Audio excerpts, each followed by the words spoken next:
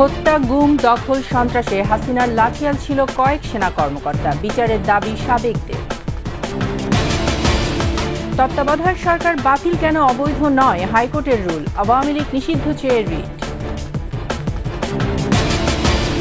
Union ছাড়া সব স্থানীয় সরকার প্রতিনিধিদের অপসারণ রাষ্ট্র সংস্কারের অংশ বলছেন উপদেষ্টা। আন্দোলনে আহতদের পুনর্বাসন শুরু, হত্যার তদন্তে আগামী সপ্তাহে আসছে জাতিসংঘের প্রতিনিধি। রাজপথে নানা সংগঠনের ব্যানারে অবস্থান অবরোধ, যানজটের ভোগান্তিতে নাকাল নগরবাসী।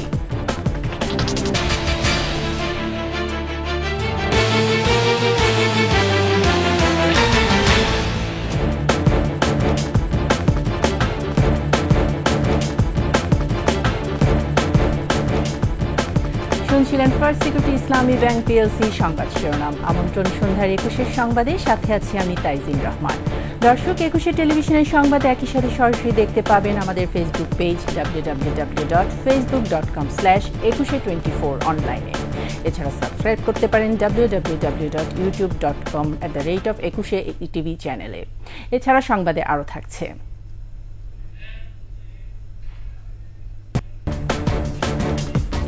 ব্যাংকপাড়ার মাফিয়া নাফিজ শরাফত, দুর্নীতির বিস্তর অভিযোগে অনুসন্ধান শুরু।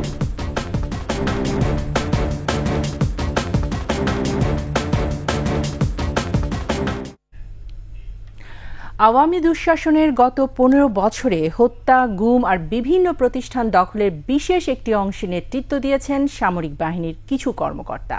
ইসলামী ব্যাংক থেকে 21 টেলিভিশনের মতো জনপ্রিয় গণমাধ্যম সবকিছু দখলে এস আলমের লাঠিয়াল বাহিনীর নেতৃত্ব দিয়েছেন তারাই।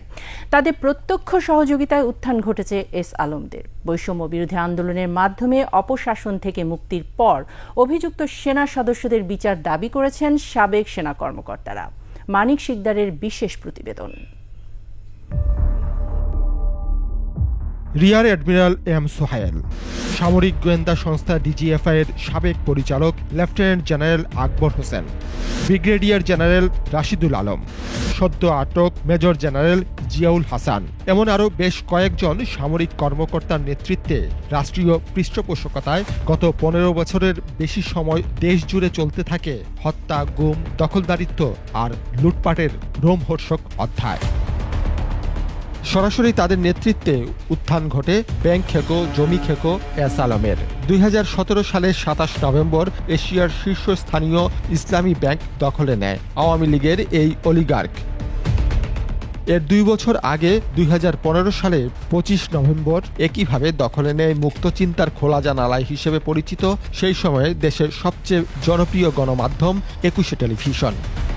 গভীর এই ষড়যন্ত্রে সামরিক কর্মকর্তাদের সঙ্গে যুক্ত হন সাবেক প্রধানমন্ত্রীর বিশেষ সহকারী আব্দুস সোবান গোলাম। পূর্ব পরিকল্পনা অনুযায়ী 2015 সালের 6 জানুয়ারি আটক করা হয় 21 টেলিভিশনের চেয়ারম্যান অ্যান্ড সিইও আব্দুস সালামকে। একের পর এক মিথ্যা মামলায় বিনা বিচারে জেল হাজতের অন্ধ প্রকোষ্ঠে 2017 সালের 11 জুন পর্যন্ত দীর্ঘ 2.5 বছর বন্দী করে রাখা হয়। তার একমাত্র অপরাধ সত্য এবং ন্যায়ের পক্ষে গণমাধ্যমকে অবিচল রাখার প্রত্যয়। ইটিভিটা এই সরকার কর্তৃক যে দখল হয়, তারা যে বিভিন্ন মিডিয়াকে তাদের কক্ষিগত করার যে প্রক্রিয়া, সেটা কিন্তু ইটিভি দিয়েই শুরু হয়। তারা আমাদের দেশের প্রতিটি প্রতিষ্ঠানকে ধ্বংসের ব্যবস্থা গ্রহণ করে। ইলেকশন কমিশন, দুদক, সশস্ত্র বাহিনী এবং কিছু বড় ব্যবসা প্রতিষ্ঠান যাদেরকে প্যাট্রোনাইজ করে ব্যাংকগুলো ধ্বংসের দ্বারপ্রান্তে নিয়ে যায়। এস আলমের পক্ষে নগ্নভাবে কাজ করে যাওয়ার মাত্র কয়েক বছরের ব্যবধানে সামান্য নৌ কমান্ডার থেকে এম সোহায়েলের কপালে জোটে রিয়ার অ্যাডমিরাল পদ। একই সঙ্গে বনে যান চট্টগ্রাম বন্দর কর্তৃপক্ষের চেয়ারম্যান। ঐতিহ্যবাহী নৌবাহিনীর সোহায়েল একমাত্র কর্মকর্তা যিনি কোনো জাহাজ বা ঘাঁটি কমান্ড এবং গুরুত্বপূর্ণ কোনো সামরিক কোর্স ছাড়াই রিয়ার অ্যাডমিরালের পদ বাগিয়ে নেন। চট্টগ্রাম বন্দরের চেয়ারম্যান হিসেবে লুটপাট করেন হাজার হাজার কোটি টাকা। এই সমস্ত অফিসাররা আবার অনেক ব্যবসায়ী নির্দোষদের ছেলেপেলে ধরেও এরা ভিতরে আটকায় রাখতে এবং বলছে গুম করে দেওয়া হবে, খুন করে দেওয়া হবে, টাকা দেবো, এবং এদেরকে টাকা দিয়ে তারপর নাকি এই সোহেল, জিয়াউল হাসান আর এরা এগুলো করেছে। চট্টগ্রামের বাঁশখালীতে সাধারণ মানুষের জমি দখল করে এস আলমের বিদ্যুৎ কেন্দ্র নির্মাণকে ঘিরে 2021 সালের 17 এপ্রিল 5 জন নিরস্ত্র গরিব খেটে খাওয়া মানুষকে হত্যার নেতৃত্বেও ছিলেন এই সোহায়েল। হত্যা, গুমসহ অসংখ্য ভয়ঙ্কর অপরাধের অভিযোগ তার বিরুদ্ধে। আমাদের যে সরকার কাঠামো ছিল, যে সরকার ব্যবস্থা ছিল, তারা তাদের নিজ স্বার্থে এবং আমাদের কিছু কতিপয় অফিসার যারা নিজেদের প্রফেশনালিজমটাকে ভুলে যেয়ে অন্যের কাজগুলো করেছে এবং সেই কাজ করতে যেয়ে নিজেরা কিছু ব্যক্তিগত সুবিধাও গ্রহণ করেছে। প্রায় 6 বছর ধরে ডিজিএফআই এর মহাপরিচালক পদে থাকা লেফটেন্যান্ট জেনারেল আকবর হোসেনও হাজার হাজার কোটি টাকার দুর্নীতি করে বিদেশে পাড়ি জমিয়েছেন 5 আগস্ট গণ অভ্যুত্থানের দুদিন আগেই। তবে এখনও বহাল তবিয়তে আছেন বিএনপি নেতা ইলিয়াস আলী গুমের মূল হোতা র্যাবের তৎকালীন লেফটেন্যান্ট কর্নেল রাশিদুল আলম। বিভিন্ন সময় হয়েছেন নানাভাবে পুরস্কৃত, হয়েছেন অঢেল সম্পত্তির মালিক। কিন্তু এ ধরনের কথিত কিছু সামরিক কর্তা ব্যক্তির কারণে পুরো বাহিনী বারবার বিতর্কিত হবে, এমনটা মানতে পারছেন না সংশ্লিষ্টরা। ডিজিএফআই কে তারা ব্যবহার করে তাদের নিজস্ব ব্যক্তি স্বার্থ, তাদের নিজস্ব রাজনৈতিক অভিলাষ এগুলো চরিতার্থ করার জন্য। এটা সেনাবাহিনীকে মানুষের কাছে হেয় করার জন্য আর একটা হীন প্রচেষ্টা ছিল এই সরকারের। কেবল চাকুরিচ্যুতি, অব্যাহতি কিংবা ওএসডি করা নয়, অভিযুক্তদের আইনের আওতায় এনে কঠিন শাস্তির বিকল্প নেই বলে মত সাবেক সেনা কর্মকর্তাদের। তারা বলছেন এসব দুষ্কৃতিকারী ভবিষ্যতে যাতে কোনো অবস্থায় দেশ ছেড়ে পালাতে না পারেন। যারা এই ধরনের কাজের সাথে সরকারের সাথে ওতপ্রোতভাবে জড়িত থেকে নিজেদের আমাদের এই সেনাবাহিনীর ভাবমূর্তিকে নষ্ট করেছে, এই ভাবমূর্তিকে ফেরত আনার জন্য এই সকল অফিসারদের বিচার হওয়া উচিত। আগামীতে কোনো সেনা সদস্য যেন বিশেষ কোনো ব্যক্তি বা দলীয় স্বার্থে ব্যবহৃত না হন, তার নিশ্চয়তা বিধানেরও দাবি জানিয়েছেন সাবেক কর্মকর্তারা। মানবতা বিরোধী যে সমস্ত অপরাধ করছে। মানিক শিকদার, 21 টেলিভিশন, ঢাকা। হাজার কোটি টাকার মালিক হতে বেশি দিন লাগেনি। মাথার উপর ছিল ক্ষমতাচ্যুত শেখ হাসিনার আশীর্বাদ। ব্যাংক, পুঁজিবাজার, আর্থিক প্রতিষ্ঠান নিয়ন্ত্রণ নিয়ে কিভাবে লুটপাট করা যায় এর সবই জানেন এই ক্যারিশম্যাটিক মানিমেকার। বলছি চৌধুরী নাফিস শরাফতের অর্থবিত্ত বানানোর গল্প। ব্যাংকপাড়ায় মাফিয়া খ্যাত নাফিস শরাফতের দুর্নীতির বিস্তর অভিযোগ জমেছে দুর্নীতি দমন কমিশন দুদকে। ইতোমধ্যে শুরু হয়েছে অনুসন্ধানও। বিস্তারিত রাজীব জামানের রিপোর্টে। চৌধুরী নাফিস শরাফত প্রায় শূন্য থেকে কিভাবে হাজার কোটি টাকার মালিক হওয়া যায় তা করে দেখিয়েছেন তিনি। ক্ষমতাচ্যুত প্রধানমন্ত্রী শেখ হাসিনার আশীর্বাদ পুষ্ট এই মানি মেকার দেশের ব্যাংক, পুঁজিবাজার ও আর্থিক খাতের মূর্তিমান আতঙ্ক। নাফিস শরাফতের আগ্রাসী যাত্রায় নতুন গতি আসে 2017 সালে। সীমাহীন লুটপাটে বেসরকারি খাতের সাবেক ফার্মার্স ব্যাংক গ্রাহকদের টাকা ফেরত দিতে ব্যর্থ হলে 2017 সালে পদ ছাড়তে বাধ্য হন তৎকালীন চেয়ারম্যান ও সাবেক স্বরাষ্ট্রমন্ত্রী মহিউদ্দিন খান আলমগীর। এরপরই চেয়ারম্যান হিসেবে দায়িত্ব নেন চৌধুরী নাফিস শরাফত। ব্যাংকটির নাম পাল্টে পদ্মা ব্যাংক রাখা হয়।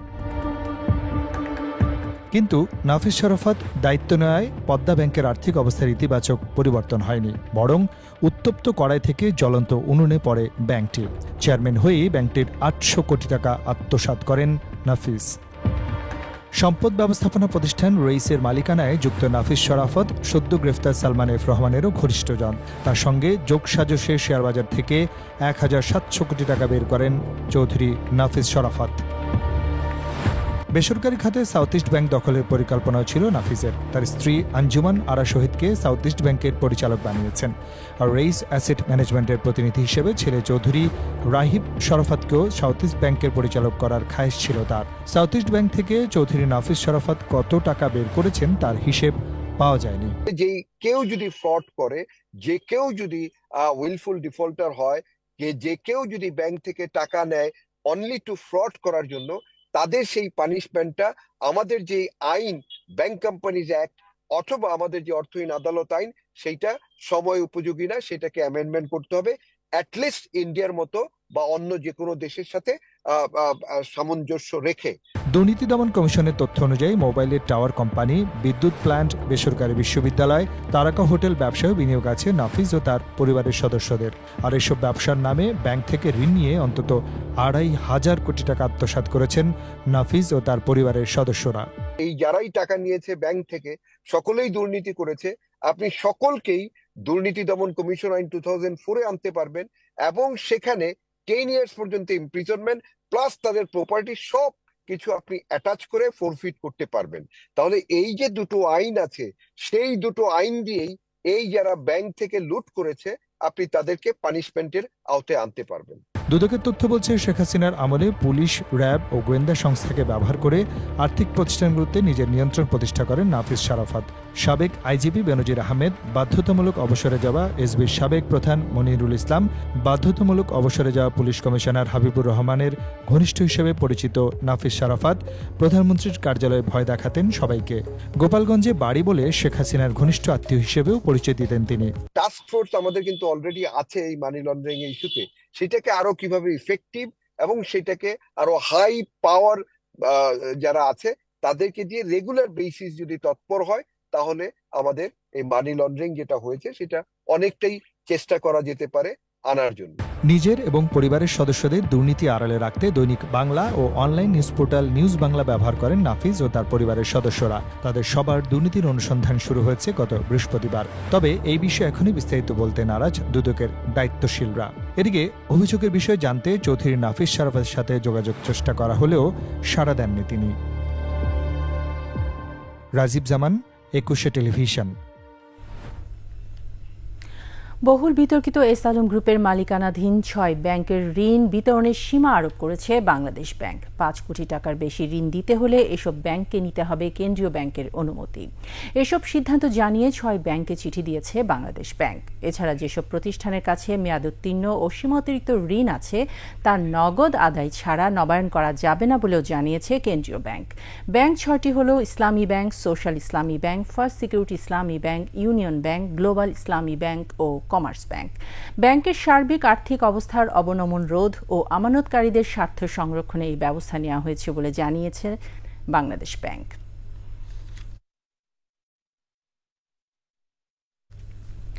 তত্ত্বাবধায়ক সরকার ব্যবস্থা বাতিল করে দেয়া পঞ্চদশ সংশোধনী কেন বাতিল করা হবে না জানতে চেয়ে 4 সপ্তাহের রুল জারি করেছেন হাইকোর্ট। বিচারপতি নাইমা হালদারের নেতৃত্বে দ্বৈত বেঞ্চ এর রুল জারি করেন। বিস্তারিত শাকির আরজুর রিপোর্টে। সংশোধনী কেন বাতিল করা হবে না রুল চেয়ে গতকাল রোববার সুজন সম্পাদক বদিউল আলম মজুমদার সহ 5 জন হাইকোর্টে রিট করেন। সোমবার রিটের শুনানি হয়। এ সময় বলা হয়, দেশে 12টি জাতীয় সংসদ নির্বাচন হয়েছে। 1991 সাল থেকে 2008 পর্যন্ত নির্বাচন হয় তত্ত্বাবধায়ক বা অন্তর্বর্তী সরকারের অধীনে, যে নির্বাচন দেশে বিদেশে গ্রহণযোগ্যতা পায়। নবম সংসদ নির্বাচনের পর আওয়ামী লীগ ক্ষমতায় এসে আদালতের এক রায়ের মাধ্যমে তত্ত্বাবধায়ক সরকারের বিধান বাতিল করে আনা হয় সংবিধানের পঞ্চদশ সংশোধনী। এমনকি এই সংশোধনীর মাধ্যমে সংবিধানের মৌলিক কাঠামোতেও পরিবর্তন আনে তারা। আইনজীবীরা বলছেন, দেশের রাজনৈতিক সংকট, একতরফা নির্বাচন এবং ক্ষমতাসীনদের স্বৈরাচারী হওয়ার পথ সুগম করে দেয় এই সংশোধনী। শুনানি শেষে সংশোধনীটি কেন অবৈধ হবে না তা জানতে চেয়ে 8 সপ্তাহের রুল জারি করেন হাইকোর্ট। যদি পঞ্চদশ সংশোধনীকে সম্পূর্ণভাবে স্থগিত করা হয় তাতে কোনো ধরনের সাংবিধানিক সংকট তৈরি হবে না। সংশোধনী আজ এ হোল কেন সংবিধানের সাথে সাংঘর্ষিক এবং আল্ট্রাভাইরাস ডিক্লেয়ার করা হবে না সেটাকে বলা হয়েছে। অ্যাটর্নি জেনারেল বলছেন, এই সংশোধনীর মধ্য দিয়ে গণতন্ত্রহীনতার দিকে যায় বাংলাদেশ। আবেদনকারীদের এমন বক্তব্য খতিয়ে দেখা হবে। এই সংশোধনের মধ্য দিয়ে গণতন্ত্রহীনতার দিকে বাংলাদেশ এগিয়েছে। এই সংশোধনের মধ্য দিয়েই বাংলাদেশের বিচার ব্যবস্থায় এক ধরনের হস্তক্ষেপের পরিস্থিতি তৈরি হয়েছে সরকারের। এই জায়গাগুলোর থেকে সরকার হয়তো যারা পিটিশনার করেছেন তারা দীর্ঘদিন ধরে কনসাস সিটিজেন হিসেবে বাংলাদেশে তাদের ভয়েস রেজ করেছেন, সেই জায়গা থেকে তারা করেছেন। আমরা এটা এক্সামিন করে দেখব। রিটকারীদের অন্যতম সুজন সম্পাদক বদিউল আলম মজুমদার বলছেন, স্বেচ্ছাচারিতা ও জালিয়াতির মাধ্যমে সংশোধনীটি করেছিল শেখ হাসিনা সরকার। রিটটা করেছিলাম কারণ যে তত্ত্বাবধায়ক সরকার ব্যবস্থা যদি বহাল থাকতো তাহলে এই 7 জানুয়ারি নির্বাচনটা হতো না, এবং 7 জানুয়ারি নির্বাচনটা যদি না হতো তাহলে এতগুলো প্রাণহানি হতো না। পঞ্চদশ সংশোধনী পাশ করা হয়েছে সম্পূর্ণ স্বেচ্ছাচারিতার ভিত্তিতে এবং মিথ্যাচার জালিয়াতির মাধ্যমে। হাইকোর্টের অবকাশকালীন ছুটির পর রুলের চূড়ান্ত শুনানি নিষ্পত্তি হবে বলে আশা করছেন আইনজীবীরা। শাকেরা আরজু, 21 টেলিভিশন, ঢাকা। কোটা সংস্কার আন্দোলনের সময় ছাত্র জনতাকে নির্বিচারে হত্যার দায়ে বাংলাদেশ আওয়ামী লীগের নিষিদ্ধ ও দলটির নিবন্ধন বাতিল এবং অন্তর্বর্তী সরকারের মেয়াদ 3 বছর চেয়ে হাইকোর্টে রিট করা হয়েছে। মানবাধিকার সংগঠন সারডা সোসাইটির পক্ষে আরিফুর রহমান মুরাদ ভূঁইয়া সোমবার এই রিট করেন। বিচারপতি AKM আসাদুজ্জামান ও বিচারপতি মোহাম্মদ মাহবুবুল ইসলামের হাইকোর্ট বেঞ্চে এই আবেদনের উপর শুনানি হতে পারে কাল। মন্ত্রিপরিষদ সচিব, রাষ্ট্রপতি কার্যালয়ের জনবিভাগের সচিব, দুদক চেয়ারম্যান, আইন সচিব, নির্বাচন কমিশন সচিব, ব্যাংক ও আর্থিক প্রতিষ্ঠান বিভাগের সচিব, NBR চেয়ারম্যান, বাংলাদেশ ব্যাংকের গভর্নর, BFIU প্রধান এবং বৈষম্য বিরোধী ছাত্র আন্দোলনের সমন্বয়ক ও সহ সমন্বয়কদের বিবাদী করা হয়েছে। বর্তমান অন্তর্বর্তীকালীন সরকারকে মিনিমাম 3 বছর মেয়াদ দেওয়ার জন্য, যেহেতু এটা সংবিধানের মধ্যে নাই, সংবিধানে আছে এই তত্ত্বাবধায়ক সম্বন্ধে, কিন্তু অন্তর্বর্তীটা সম্পূর্ণ একটা নতুন ইস্যু। আমরা চাই দ্বিতীয় হচ্ছে যে ছাত্র জনতাকে নির্বিচারে হত্যার দায়ে বাংলাদেশ আওয়ামী লীগকে নিষিদ্ধ এবং নিবন্ধন বাতিল। ছাত্র জনতার বিপ্লবের প্রত্যাশা অনুযায়ী স্থানীয় সরকারে ব্যাপক পরিবর্তন এনেছে অন্তর্বর্তী সরকার। অপসারণ করা হয়েছে জেলা পরিষদ, উপজেলা পরিষদ চেয়ারম্যান ও সব পৌরসভার মেয়রকে। এছাড়াও অপসারণ করা হয় 12 সিটি কর্পোরেশনের মেয়রকে। এসব পদের দায়িত্ব দেওয়া হয়েছে প্রশাসককে। স্থানীয় সরকার উপদেষ্টা জানান, রাষ্ট্র সংস্কারের অংশ হিসেবেই এই পদক্ষেপ। মফিউর রহমানের রিপোর্ট। ছাত্র জনতার আন্দোলনের মুখে গেল 5ই আগস্ট প্রধানমন্ত্রী পদ থেকে শেখ হাসিনার পদত্যাগের পর স্থানীয় সরকারের জনপ্রতিনিধিদের অধিকাংশই আত্মগোপনে চলে গেছেন। দলীয় ব্যানারে নির্বাচন হওয়ায় জেলা ও উপজেলা পরিষদ থেকে শুরু করে সিটি কর্পোরেশন ও পৌরসভার প্রায় সব শীর্ষ পদই আওয়ামী লীগের নেতাকর্মীদের দখলে ছিল। জনগণের প্রত্যাশা সব ক্ষেত্রেই রাষ্ট্র সংস্কার করার। এর অংশ হিসেবে অন্তর্বর্তী সরকার সিদ্ধান্ত নেয় স্থানীয় সরকারে পরিবর্তনের। অপসারণ করা হয় 60 জেলা পরিষদের চেয়ারম্যান, 493টি উপজেলা চেয়ারম্যান সহ 323টি পৌরসভার মেয়রকে। এছাড়াও অপসারণ করা হয় ঢাকা উত্তর, ঢাকা দক্ষিণ, চট্টগ্রাম, খুলনা, রাজশাহী, সিলেট, বরিশাল, নারায়ণগঞ্জ, কুমিল্লা, রংপুর, গাজীপুর ও ময়মনসিংহ সিটি কর্পোরেশনের 12 মেয়রকে। ছাত্র জনতার প্রত্যাশা অনুযায়ী এই অপসারণ বলে জানান স্থানীয় সরকার উপদেষ্টা। তাদের যে প্রত্যাশা সেগুলিকে কার্যকরী করার জন্য আমাদের উপরে যে একটা এনট্রাস্টমেন্ট হয়েছে, একটা ট্রাস্ট বলা যেতে পারে, সেটা আমরা প্রতিনিধি হিসাবে করছি। এখন বড় আকারে, বড় পরিসরে এই উপজেলা, পৌরসভা, জেলা পরিষদ আর সিটি কর্পোরেশন এগুলিতে নতুন করে প্রশাসক দেওয়া হয়েছে এবং সবগুলোতে আমরা ওই প্রশাসন থেকে দেওয়া হয়েছে। এখনই ইউনিয়ন পরিষদ ও ওয়ার্ড কাউন্সিলরদের বিষয়ে সিদ্ধান্ত নেওয়া হয়নি বলেও জানান উপদেষ্টা। কাউন্সিলরদের ব্যাপারে কোনো সিদ্ধান্ত হয়নি যে যদি অ্যাডমিনিস্ট্রেটর থাকে কাউন্সিলররা কি দায়িত্ব পালন করবেন কি করবেন না, এটা এখন তাদের ব্যাপার আর কি। মফিউর রহমান, 21 টেলিভিশন, ঢাকা। বৈষম্য বিরোধী ছাত্র আন্দোলনে আহতদের চিকিৎসা ও পুনর্বাসন শুরু করেছে অন্তর্বর্তী সরকার। রাজধানী সহ দেশব্যাপী সংঘর্ষের ঘটনায় আহতদের দেখতে ঢাকা মেডিকেল কলেজ হাসপাতালে গিয়ে এসব কথা জানান সমাজ কল্যাণ উপদেষ্টা। আদিত্য মামুনের রিপোর্ট। 16 জুলাই থেকে আন্দোলনে আহতদের চিকিৎসা সহ পুনর্বাসনের দায়িত্ব নিয়েছে অন্তর্বর্তী সরকার। তারই ধারাবাহিকতায় চিকিৎসাধীন শিক্ষার্থীদের দেখতে ঢাকা মেডিকেলে যান সমাজ কল্যাণ বিষয়ক উপদেষ্টা। ছাত্রদের শিক্ষাঙ্গনে ফিরে যেতে হবে উল্লেখ করে শারমিন মুর্শিদ বলেন, তাদের পুনর্বাসন ও সুস্থ করাই এখন লক্ষ্য। অনেক বাচ্চারা মানসিকভাবে আক্রান্ত হয়েছে, অনেকে তাদের কর্মজীবন হারিয়ে ফেলেছে, অনেকের পরিবার নিঃস্ব হয়ে গেছে, কারণ এই ছিল একমাত্র তাদের উপার্জনকারী। সেই জায়গাটায় সমাজ কল্যাণ মন্ত্রণালয়ের একটা নৈতিক দায়িত্ব আছে। আজকে থেকে শুরু হয়ে গেল তাদের পুনর্বাসনের কর্মকাণ্ড। সে সময় চিকিৎসকদের প্রশংসা করেন উপদেষ্টা। শিক্ষার্থীদের মানসিক সুস্থতা নিশ্চিত করার পাশাপাশি অন্যান্য জনমানুষের কথাও ভাববে সরকার। যে যত্ন সহকারে ভালোবাসার সাথে আমাদের ডাক্তাররা তাদের সুচিকিৎসা করছেন সেটা প্রশংসনীয়। আমরা একটা ডেমোগ্রাফিক ম্যাপ করব। সারা বাংলাদেশে যতগুলো হাসপাতাল আছে সমাজ কল্যাণ মন্ত্রণালয় তাদের প্রত্যেকের কাছে দ্বারস্থ হবে। চিকিৎসা সুরক্ষা ও সংক্রমণ রোধে গণমাধ্যমকে যখন তখন ওয়ার্ডে প্রবেশে নিষেধ করেছেন উপদেষ্টা। সারা দেশের আহতদের ডাটাবেস তৈরি করে যথাযথ ব্যবস্থা নেওয়া হবে বলেও জানান তিনি। প্রায়োরিটি সেট করব। আদিত্য মামুন, 21 টেলিভিশন, ঢাকা। এদিকে আগামী সপ্তাহে জাতিসংঘ তদন্ত দল আসবে জানিয়ে স্বরাষ্ট্র উপদেষ্টা জাহাঙ্গীর আলম চৌধুরী বলেছেন, আন্দোলনের সময় ঘটে যাওয়া ঘটনাগুলো তদন্ত করবে ফ্যাক্ট ফাইন্ডিংস টিম। জাতিসংঘ আবাসিক প্রতিনিধির সাক্ষাৎ শেষে স্বরাষ্ট্র উপদেষ্টা এসব কথা বলেন। আমরাও চাচ্ছি, আপনারাও চাচ্ছেন যে ওই ইসির থেকে যে একটা ফ্যাক্ট ফাইন্ডিং মেশিন আসার মতো আসার কথা যে জাতিসংঘ থেকে, ওটা এরা হয়তো পাঠাবে। আমার ওইটা পাঠানোর সময় আমাদের থেকে তারা কি ধরনের হেল্প পাবে বা তারা আমাদের কি ধরনের হেল্প করবে। আমার রোহিঙ্গা যে একটা বড় ধরনের আমাদের একটা সমস্যা, 1 নম্বর প্রায়োরিটি হলো আইন শৃঙ্খলা। এগ্রিকালচার মিনিস্ট্রি হলো আমি কিভাবে প্রোডাকশন বাড়াইয়া লোকজনের খাওয়াইতে পারি বেশি, এইটাই। দেশে ব্যবসা বাণিজ্যের পরিবেশ ঠিক করতে হবে বলে জানিয়েছেন অর্থ উপদেষ্টা ডক্টর সালেউদ্দিন আহমেদ। সচিবালয়ে জাপানের রাষ্ট্রদূতের সাক্ষাৎ শেষে উপদেষ্টা আরও জানান, মেট্রো রেল সহ জাপানের সাথে চলমান প্রকল্পে দেশটির অর্থ বরাদ্দ অব্যাহত থাকবে। ইনশাআল্লাহ উইল অ্যাড্রেস দোজ, মানে মানুষের সাফারিং, মানুষের জীবিকার যে কষ্টটা, আর সেটা আমরা আমাদের যতটুকু সময় আছি আমরা লাঘব করতে চেষ্টা, এবং জাপানিজ উইল স্ট্যান্ড বাই।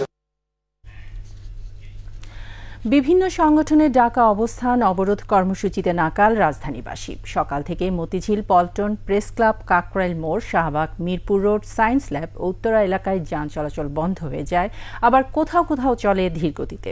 সাধারণ মানুষ বলছেন, খুব দ্রুত অন্তর্বর্তী সরকারের এ বিষয়ে সমাধান খোঁজা উচিত। বিস্তারিত জানাচ্ছেন পার্থসারথী। সোমবার সকাল থেকেই সরকারি বেসরকারি বিভিন্ন প্রতিষ্ঠানের দাবি দেওয়া ও শিক্ষার্থীদের আন্দোলনে শহর জুড়ে সৃষ্টি হয় তীব্র যানজট। প্রেস ক্লাব, শাহবাগ সহ রাজধানীর বিভিন্ন স্থানে চলে অবস্থান ও অবরোধ কর্মসূচি। এতে সাধারণ মানুষের ভোগান্তি চরমে। বিপাকে পড়েছেন কর্মমুখী মানুষ। মিরপুর 10 নম্বর থেকে আসছি, 4 ঘন্টা সময় লাগছে। 250 টাকা ভাড়া চাইছি, 200 টাকা নিয়ে আসছি। মিটারে উঠছে 450 টাকা। আসলে রাস্তায় ব্যাপক যানজট। আমরা 10 মিনিটের রাস্তা আসতে আমাদের প্রায় ঘন্টা লেগে গেছে, ঘন্টা পারও হয়ে গেছে। সরকার নির্ধারণ করছে 800 টাকা জমা, এই মালিক 1200 টাকা জমার কম ছাড়ে না। কিছু বললেই যে 200-100 টাকা কম বলি, তাহলে গাড়ির চাবি রাইকা দিয়ে যাইতে বলে। খুব যানজট, এর লেগে খুব ভোগান্তি পড়তেছি। তারা বলছেন, বিভিন্ন দাবিতে ডাকা এসব আন্দোলনরত সংগঠনের নেতাদের সাথে সরকারকেই সমাধানের পথ বের করে আনতে হবে। যারা দাবি জানাইতেছে তাদের সাথে যেন বসে কথা বলে, ঠিক আছে। আর যদি মেট্রো রেলগুলো আছে এগুলো যদি একটু মানে ওয়েবসাইটগুলো একটু দেখলে দেখা যাচ্ছে অনেক ক্ষেত্রে আমাদের যানজট থেকে আমরা বাঁচবো আর কি। জনদুর্ভোগ এড়াতে এসব সংগঠনের রাস্তায় না নামার আহ্বান জানান অনেকেই। পার্থসারথী, 21 টেলিভিশন, ঢাকা। এদিকে শপিং মল ইনচার্জের পদত্যাগ দাবি সহ বিভিন্ন অনিয়মের প্রতিবাদে রাজধানীর বসুন্ধরা সিটি শপিং মলের দোকান মালিক কর্মীরা বিক্ষোভ করেছেন। এ সময় পান্থপথ সিগন্যাল থেকে কারওয়ান বাজার সার্কফোয়ারা মোড় পর্যন্ত পুরো সড়ক বন্ধ করে বিক্ষোভ করেন তারা। স্বৈরাচার অত্যাচারী ইনচার্জ করিমের পদত্যাগ চায় ব্যানার নিয়ে সড়কে দাঁড়ানো দোকান মালিক কর্মীরা জানান, আপত্তি সত্ত্বেও গত জানুয়ারি থেকে বসুন্ধরা সিটির বেসমেন্টে মোবাইল মার্কেট সরিয়ে নেওয়া হয়। এই বিষয় সহ কোনো সমস্যার কথাই বলা যেত না মার্কেট ইনচার্জ মহসিন করিমের কাছে। উল্টো দোকান বন্ধ করে দেওয়ার হুমকি দিতেন এবং খারাপ ব্যবহার করতেন। বিক্ষোভের সময় শপিং মলের প্রবেশ সিঁড়ির সামনে বসুন্ধরা সিটির লোকজন ছাড়াও সেনাবাহিনী, বিজিবির সদস্যদের উপস্থিতি দেখা গেছে।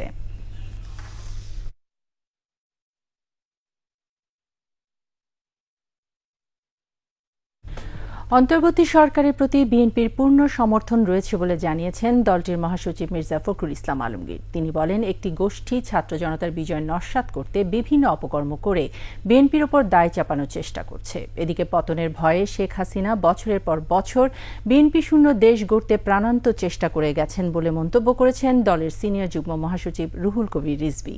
স্বেচ্ছাসেবক দলের ৪৪তম প্রতিষ্ঠা বার্ষিকী উপলক্ষে আলাদা অনুষ্ঠানে তারা এসব কথা বলেন। শিউলি শবনমের প্রতিবেদন। নেতাকর্মীদের সঙ্গে নিয়ে চন্দ্রিমা উদ্যানে দলের প্রতিষ্ঠাতা জিয়াউর রহমানের মাজারে শ্রদ্ধা জানান বিএনপি মহাসচিব মির্জা ফখরুল ইসলাম আলমগীর। মাজার জিয়ারত শেষে সাংবাদিকদের সঙ্গে কথা বলেন মির্জা ফখরুল। কিছু সংখ্যক ব্যক্তি আজকে ছাত্র জনতার এই বিজয়কে নস্যাৎ করে দেওয়ার জন্য ষড়যন্ত্র করতে চক্রান্ত করছে। তারা বিভিন্ন অঞ্চলে গোলযোগ সৃষ্টি করে আমাদের দলের নেতা কর্মীদের উপরে অন্যায়ভাবে আহত সৃষ্টি করছে। আমরা পরিষ্কার ভাষায় বলতে চাই, আমাদের দলের কোন নেতা কর্মী কোন রকম কোন এই ধরনের ঘটনার সঙ্গে জড়িত নয়। নয়াপল্টনে বিএনপির কেন্দ্রীয় কার্যালয়ে ফ্রি মেডিকেল ক্যাম্প ও স্বেচ্ছায় রক্তদান কর্মসূচির উদ্বোধন করেন বিএনপির সিনিয়র যুগ্ম মহাসচিব রুহুল কবির রিজভী। তিনি বলেন, শেখ হাসিনা দেশকে বিএনপি শূন্য করতে চেয়েছিলেন। যে বিরোধী দলের অস্তিত্ব থাকা মানেই শেখ হাসিনার পতন কোনো না কোনো সময় অত্যাসন্ন হয়ে উঠবে। এই ভয় থেকে এই বিরোধী দল মুক্ত বিএনপি শূন্য একটি বাংলাদেশ গড়ার প্রাণান্তকর চেষ্টা করেছেন শেখ হাসিনা। নিজের দেশের লোকের উপরেই তিনি উপনিবেশ কায়েম করেছেন, কারণ তার ক্ষমতাকে চিরস্থায়ী করবে। তিনি এই কারণে বিরোধী দলকে মানতে চাইতেন না। এটা একটা ভয়ঙ্কর ধরনের মানসিক অসুস্থতা থেকে শেখ হাসিনা এই কাজটি করেছেন। গণতান্ত্রিক শক্তি প্রতিষ্ঠার জন্য স্বেচ্ছাসেবক দলকে কাজ করার তাগিদ দেন রিজভী। শিউলি শবনম, একুশে টেলিভিশন, ঢাকা। 2011 সালের 6 জুলাই জাতীয় সংসদ ভবনের সামনে মানিক মিয়া এভিনিউ পুলিশের লাঠিপেটায় গুরুতর আহত হয়েছিলেন তৎকালীন বিরোধী দলীয় চিফ হুইপ জয়নুল আবেদিন ফারুক। ঘটনার 13 বছর পর সোমবার হত্যা চেষ্টার অভিযোগে সাবেক পুলিশ কর্মকর্তা হারুনুর রশিদ ও বিপ্লব কুমার সরকারের বিরুদ্ধে মামলা করেছেন তিনি। বিস্তারিত জানাচ্ছেন আফসানা জাহান নীলা। 13 বছর আগে তৎকালীন বিরোধী দলীয় চিফ হুইপ জয়নুল আবেদিন ফারুকের সাথে এমন অধ্যত্বপূর্ণ আচরণ করেছিলেন পুলিশ কর্মকর্তা হারুনুর রশিদ ও বিপ্লব কুমার সরকার।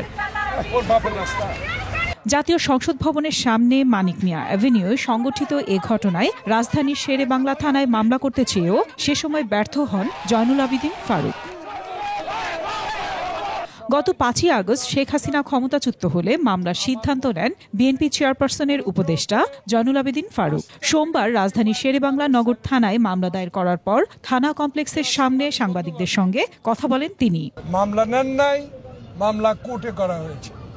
সেই মামলা তদন্ত হয়ে 3 দিনের মাথায় সেই মামলা বাতিল করে দেওয়া হয়েছে। হারুন, বিপ্লব সহ অসংখ্য যারা সহযোগী ছিল সবার নাম উল্লেখ এই মামলা গ্রহণ করেছেন। মামলার তারিখ আমার লয়ারের কাছে আছে। ন্যায় বিচারের আশায় মামলা দায়ের করা হয়েছে বলে জানান তিনি। আফসানা নীলা, একুশে টেলিভিশন। আওয়ামী লীগের সাবেক 18 মন্ত্রী, প্রতিমন্ত্রী, 23 সাবেক সংসদ সদস্য, ওয়াসার সাবেক এমডি তাকসিম এ খান, সাবেক সিনিয়র সচিব শাহ কামাল ও বিএসএমএমইউর সাবেক ভিসি শরফুদ্দিন আহমেদের দুর্নীতির অনুসন্ধান করা হবে বলে জানিয়েছেন দুদক সচিব খোরশেদা ইয়াসমিন। শরফুদ্দিন আহমেদ ও তার পিএস ডাক্তার রাসেল ও অন্যান্যের বিরুদ্ধে নিয়োগ বাণিজ্য করে 100 কোটি টাকা ঘুষ আদায় এবং নিয়ম বহির্ভূতভাবে পরিবারের সদস্যদেরকে নিয়োগ প্রদান, অনৈতিকভাবে অর্থ উত্তোলন এবং বিভিন্ন অনিয়ম ও দুর্নীতির মাধ্যমে অবৈধ সম্পদ অর্জন করা সংক্রান্ত অভিযোগ দুর্নীতি দমন কমিশনে পাওয়া গেছে। জাতীয় রাজস্ব বোর্ডের দ্বিতীয় সচিব, যার নাম হচ্ছে জনাব আরজিনা খাতুন, তিনি কাস্টমস হাউস চট্টগ্রামে কর্মরত রয়েছেন। তার বিরুদ্ধেও জ্ঞাত আয় বহির্ভূতভাবে বিপুল পরিমাণ সম্পদ, অবৈধ সম্পদ অর্জন সংক্রান্ত অভিযোগ দুর্নীতি দমন কমিশনে পাওয়া যায়। এই অভিযোগটি প্রাথমিক সত্যতা পাওয়া যাওয়ায় বিষয়টি প্রকাশ্যে অনুসন্ধানের জন্য আমাদের কমিশন কর্তৃক সিদ্ধান্ত দেওয়া হয়েছে। রাজনৈতিক দল হিসেবে আমার বাংলাদেশ পার্টি এবি পার্টিকে নিবন্ধন দেওয়ার নির্দেশ দিয়েছেন হাইকোর্ট। এ বিষয়ে জারি করা রুল চূড়ান্ত করে সোমবার রায় দেন বিচারপতি নাইমা হায়দার ও বিচারপতি শশাঙ্ক শেখর সরকারের হাইকোর্ট বেঞ্চ। আদালতের রিটের পক্ষে শুনানি করেন আইনজীবী মোহাম্মদ তাজুল ইসলাম, যিনি এবি পার্টির যুগ্ম আহ্বায়ক। এর আগে 2023 সালের 31 আগস্ট দলটির আহ্বায়কের করা রিটের প্রাথমিক শুনানি শেষে হাইকোর্ট এই রুল জারি করেছিলেন। একই বছর 24 জুলাই দলটি নিবন্ধনের আবেদন খারিজ করে নির্বাচন কমিশন একটি চিঠি দেয়। সেই চিঠির বৈধতা চ্যালেঞ্জ করে হাইকোর্টে রিটটি করেন এবি পার্টির আহ্বায়ক AFM সোলাইমান চৌধুরী। বাংলাদেশের নির্বাচন কমিশনকে নির্দেশ দিয়েছেন অবিলম্বে আমার বাংলাদেশ পার্টি বা এবি পার্টিকে নির্বাচন কমিশনের অধীনে একটা রাজনৈতিক দল হিসেবে নিবন্ধন প্রদানের জন্য নির্দেশ প্রদান করেছেন। বৈষম্য বিরোধী ছাত্র আন্দোলনে আইনশৃঙ্খলা রক্ষা বাহিনীর গুলিতে আহতরা এখনও কাতরাচ্ছেন হাসপাতালের বিছানায়। গুরুতর আহত অনেকেই পার করছেন মানবেতর জীবন। ছাত্র জনতার উপর হামলাকারীদের বিচারের দাবি সবার। প্রতিনিধিদের তথ্যচিত্রে ডেস্ক রিপোর্ট।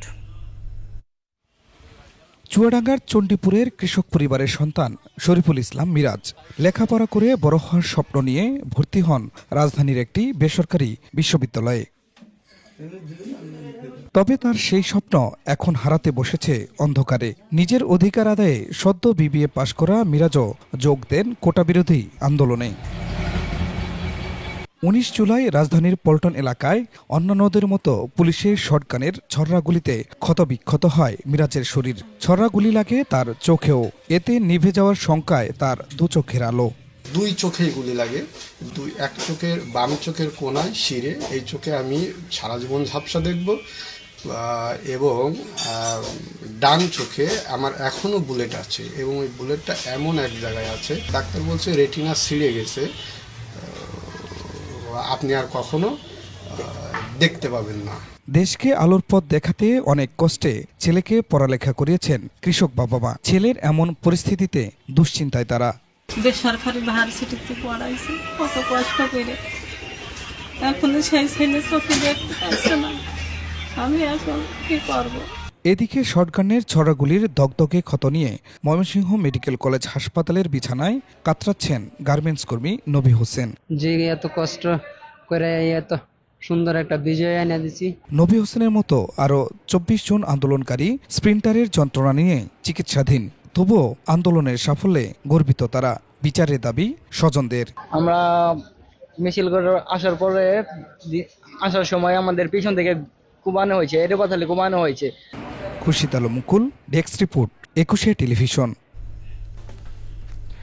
জন আকাঙ্ক্ষা পূরণে অন্তর্বর্তী সরকার রেলের ব্যয় সংকোচনে বদ্ধপরিকর বলে মন্তব্য করেছেন রেলপথ মন্ত্রণালয়ের উপদেষ্টা মোহাম্মদ ফাউজুল কবির খান। সকালে রেল ভবনে পরিচিতি সভায় উপদেষ্টা আরও বলেন, অতীতে যে কোনো সরকারের চেয়ে বর্তমান সরকারের ম্যান্ডেট অনেক শক্ত। পরিবর্তিত পরিস্থিতিতে রেলের ব্যয় সংকোচন করতে যথাযথ উদ্যোগ নেওয়া হবে বলে জানিয়েছেন ফাউজুল কবির খান। নির্ধারিত সময়ে ট্রেন চলাচল মনিটরিং, টিকিট কালোবাজারি প্রতিরোধ ও রেলের জমি অবৈধ দখল মুক্ত করতে 3টি টাস্কফোর্স গঠনে মন্ত্রণালয়কে নির্দেশনা দেওয়া হয়েছে। রেলকে লাভজনক করার ব্যাপারে যেটা বলছে সেটা হচ্ছে এটা আমি আমার 5টা মন্ত্রণালয় বিভাগ প্রত্যেকটাতে বলেছি। এখন তো আমার তো রেভিনিউ বাড়বে না, আমার তো এতদিন হয় নাই, অচল অবস্থা ছিল, ফলে রাজস্ব আদায় হয় নাই, নানান সব হয় না এবং রাজস্ব আদায় তো তারপরে তো ওই জন্যই এখন ওর জন্য আমি প্রত্যেকটা বলছি যে একটা ব্যয় সংকোচনমূলক প্রস্তাব দিতে হবে। কারণ আপনার যদি আয় না থাকে আপনি কী করবেন? আপনি খরচ কমাবেন। তো ওই জন্য খরচ কমানোর জন্য একটা প্রস্তাব দেওয়া হয়েছে এবং এটা প্রত্যেক ইয়েতে বলা হয়েছে। এবারে খেলার সংবাদ।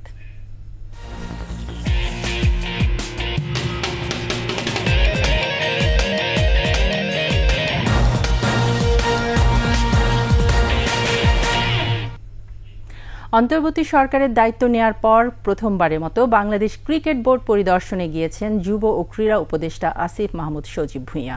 একই দিনে বিসিবিতে হাজির হন সাবেক অধিনায়ক তামিম ইকবাল। পরে ওই ওপেনারকে নিয়ে বিসিবি প্রাঙ্গণ ঘুরে দেখেন ক্রীড়া উপদেষ্টা। পারভেজ খোকনের রিপোর্ট। বাংলাদেশ ক্রিকেট বোর্ড পরিদর্শন করেছেন যুব ও ক্রীড়া মন্ত্রণালয়ের উপদেষ্টা আসিফ মাহমুদ সজীব ভুঁইয়া। এদিন বিসিবিতে আসেন দেশ সেরা ওপেনার তামিম ইকবালও। আসিফ মাহমুদ ও তামিম ইকবালের পদচারণায় প্রাণচঞ্চল হয়ে ওঠে মিরপুর শেরেবাংলা জাতীয় ক্রিকেট স্টেডিয়াম। আনুষ্ঠানিক পরিচয় পর্ব শেষে বিসিবির প্রেসিডেন্ট বক্স ঘুরে দেখেন আসিফ। এরপর ভবন থেকে মাঠে প্রবেশ করেন তারা। এই সময় সঙ্গে ছিলেন বিসিবির সিইও নিজামুদ্দিন চৌধুরী সুজনও। মাঠে প্রবেশের পর ড্রেসিং রুমের সামনে থেকে ইনডোরে যান নতুন উপদেষ্টা। সঙ্গে ছিলেন সাবেক অধিনায়ক হাবিবুল বাশার সুমন, শাহরিয়ার নাফিজরা। পরে মিডিয়া রুমেও প্রবেশ করেন আসিফ মাহমুদ। এছাড়া একাডেমি ভবনে যান তারা। নতুন দায়িত্ব পাওয়ার পরে আমি আমাদের ক্রীড়া মন্ত্রণালয়ের অধীনে যেই ফ্যাসিলিটিসগুলো আছে সবগুলোতে একটু ঘুরে দেখছি। আজকে বিকেএসপিতে যাওয়ার কথা ছিল, যেতে পারিনি। ক্রীড়া পরিদপ্তর সহ এখানে বিসিবিতে আসা হয়েছে। অবকাঠামোগত যেই অবস্থা আছে সেটা দেখতে চেয়েছিলাম, সেটা দেখলাম ঘুরে ঘুরে সব জায়গায়। নারী ও টি-20 বিশ্বকাপ নিয়ে চলমান সংকট নিরসনের উপায় খুঁজে বের করতেই বিসিবিতে আসেন বলে জানান আসিফ মাহমুদ। নারী ক্রিকেট দলের সাথে দেখা হলো, তারা সামনে উইমেন টি-20 ওয়ার্ল্ড কাপ খেলতে যাচ্ছে এবং যেই ব্যাপারগুলো এখানে উন্নয়নের প্রয়োজন আছে সে ব্যাপারে একটু নোট নিলাম। আশা করি সামনে এগুলো আমরা ঠিক করে দিতে পারবো। এদিকে একই দিনে তামিমের বিসিবিতে আসাটা অনেকটাই কাকতালীয় মনে হয়েছে ক্রিকেট প্রেমীদের কাছে। কেন এই দেশসেরা ওপেনার বিসিবিতে এসেছিলেন সেই কারণটাও জানা যায়নি। অভিজ্ঞতা, বিভিন্ন তাদের এক্সপেরিয়েন্স একজন আরেকজনের সাথে শেয়ার করেছে, এক একজনের এক একটা এরিয়াতে এক্সপেরিয়েন্স। এই বিষয়গুলি মোটামুটি কথা হয়েছে। স্পেসিফিক কোনো আপনারা যেটা জানতে চাচ্ছেন বা বুঝতে চাচ্ছেন এরকম কোনো বিষয়ে কথা হয়নি। বিসিবির অবকাঠামোর সুযোগ সুবিধা পরিদর্শন শেষে কর্মকর্তাদের সঙ্গে মত বিনিময় করেন উপদেষ্টা আসিফ মাহমুদ। পারভেজ খোকন, 21 টেলিভিশন। শেষ করছি সন্ধ্যার 21 সংবাদ। যাওয়ার আগে ফার্স্ট সিকিউরিটি ইসলামী ব্যাংক পিএলসি সংবাদ শিরোনামগুলো জানিয়ে দিচ্ছি আরও একবার। হত্যা, গুম, দখল, সন্ত্রাসে হাসিনার লাঠিয়াল ছিল কয়েক সেনা কর্মকর্তা, বিচারের দাবি সাবেকদের। তত্ত্বাবধায়ক সরকার বাতিল কেন অবৈধ নয়, হাইকোর্টের রুল, আওয়ামী লীগ নিষিদ্ধ চেয়ে রিট। ইউনিয়ন ছাড়া সব স্থানীয় সরকার প্রতিনিধিদের অপসারণ রাষ্ট্র সংস্কারের অংশ বলছেন উপদেষ্টা। আন্দোলনে আহতদের পুনর্বাসন শুরু, হত্যার তদন্তে আগামী সপ্তাহে আসছে জাতিসংঘের প্রতিনিধি। রাজপথে নানা সংগঠনের ব্যানারে অবস্থান অবরোধ, যানজটের ভোগান্তিতে নাকাল নগরবাসী।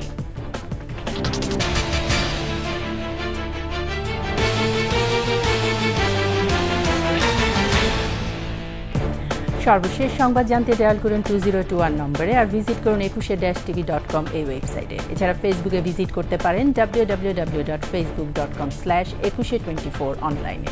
সাবস্ক্রাইব করতে পারেন www.youtube.com/21etv চ্যানেলে। এতক্ষণ সঙ্গে থাকার জন্য ধন্যবাদ। পরবর্তী সংবাদ রাত 8:55 দেখার আমন্ত্রণ রইল। 21-এর সাথেই থাকুন।